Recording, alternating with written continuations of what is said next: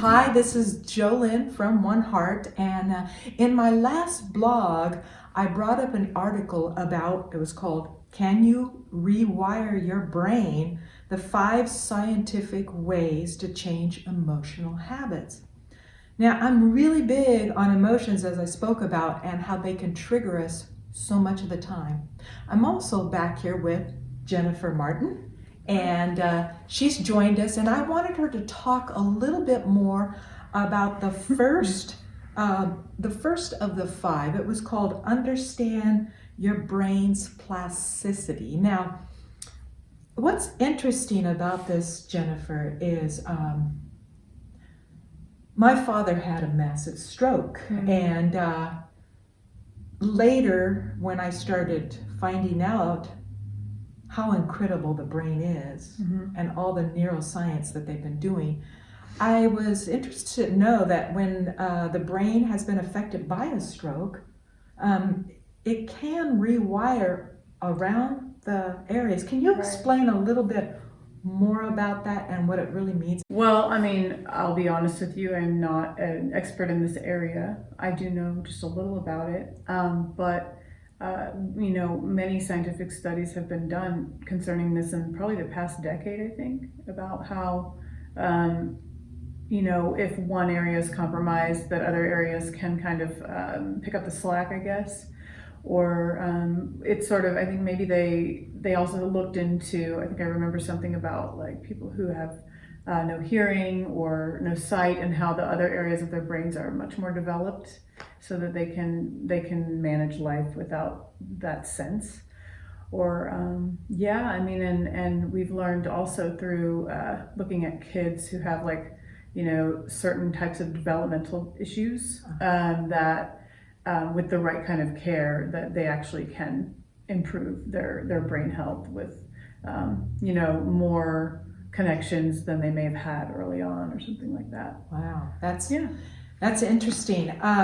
So in regards to, I spoke about as adults a lot of the time in the anti-bully era of my work. A lot of parents would come up to me and say, "Hey, you're doing great things, Joelyn, with the anti-bully assemblies, but what about the parents who are struggling?" And I said, yeah, a lot of them are not, sometimes they're not emotionally equipped. Do you find that as well within the schools? Well, yeah, I mean, I think, we're dealing with a big population of, there's a lot of factors, but what I see a lot of is a big population of people who maybe got no learning in that area, but were also raised in very chaotic environments or with abuse around them. So they actually do have quite a lot of feelings, but they have no idea how to control them or express them appropriately. So they may want to do better than their parents, but then they find it very challenging when they do have children. It's really, surprisingly hard for them. It's almost like you're just like your mother, you're just like your father, and boy, somehow that used to hit me, and I was like, I don't want to be like any of them. It goes on here to say basically neuroplasticity is the ability of the brain to change its structure and function in response to experience. Going back to emotionally helping ourselves, a lot of times it's through traumas that severely hit us, as all of us have grief and different things like that. Is there anything that you could help our listeners kind of understand this particular number one, I should say, in regards to how we could rewire it? Is there something we can do?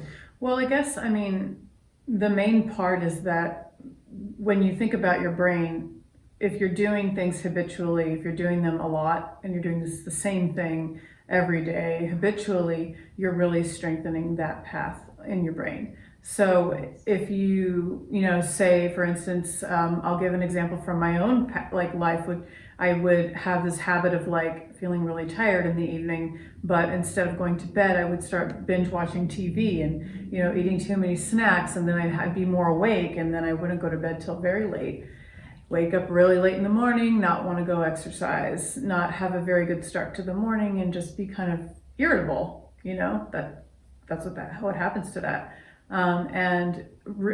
Maybe about a year or so ago, I made a change and decided that I'm going to bed, like no matter what, I'm going to bed at a certain time. And it sounds really silly, but it's one thing that changed the whole cycle. And I don't know if it's really changed my brain yet, but I guess the point I'm trying to make is that it has to be done in small actions. Like you cannot make it happen overnight.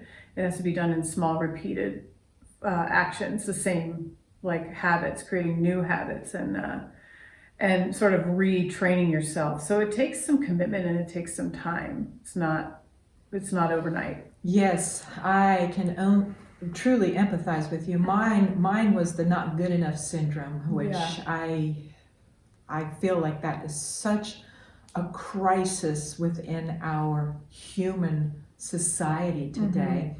And we don't give ourselves a chance to recover from this wiring of I'm not smart enough, I'm not pretty enough, I'm not whatever, I'm just not.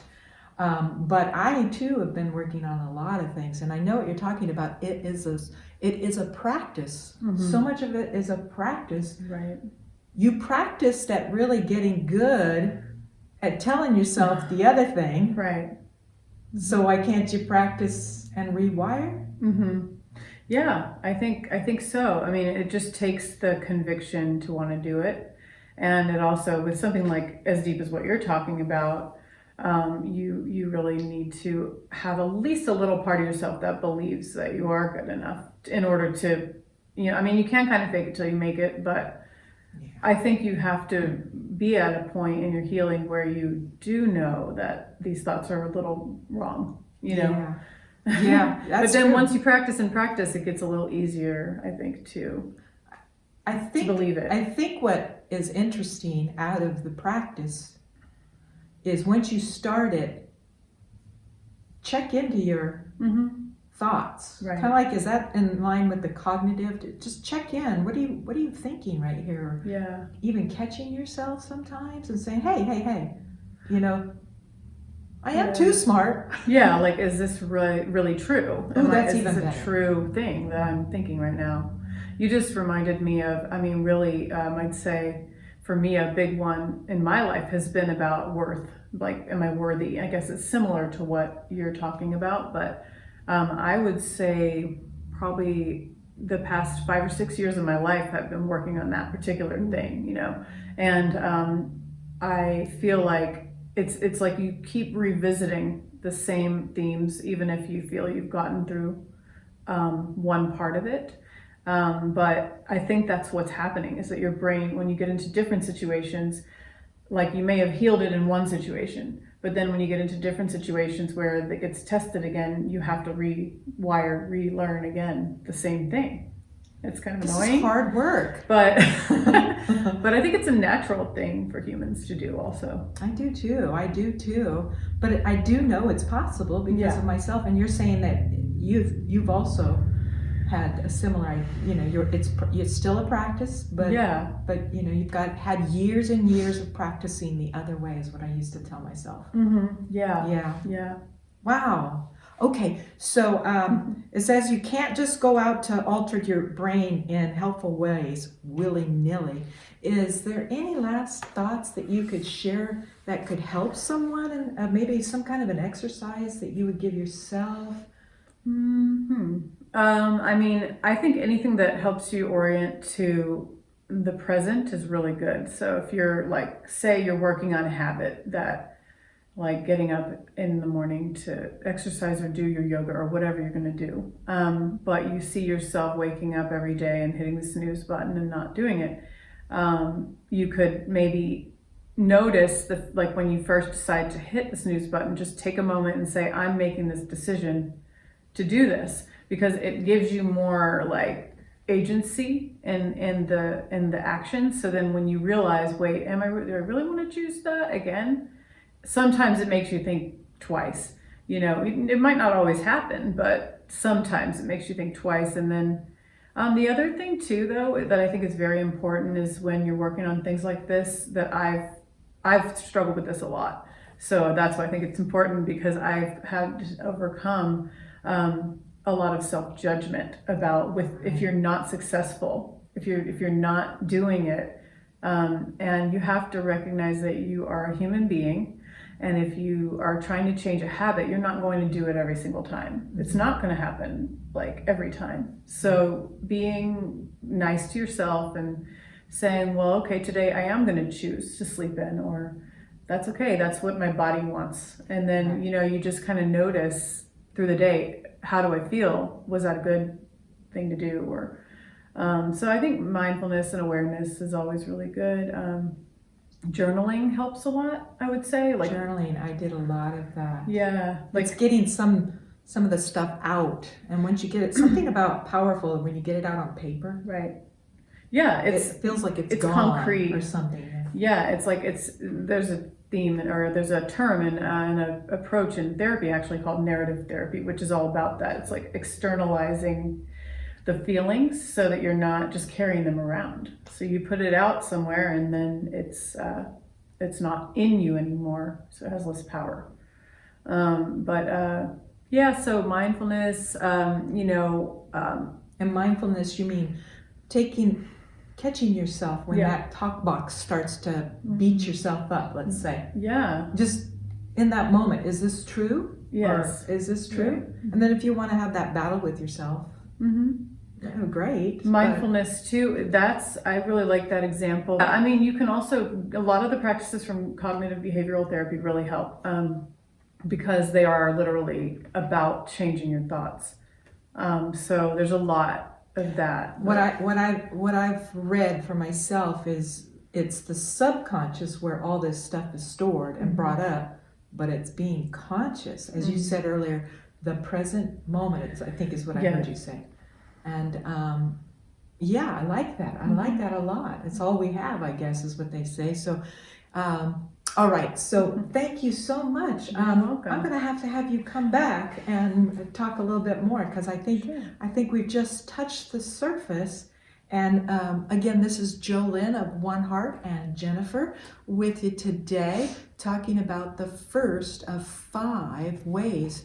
Are there ways to change our emotional habits that we don't like about ourselves? If you like this, please subscribe, and we'll keep you updated on our next blog.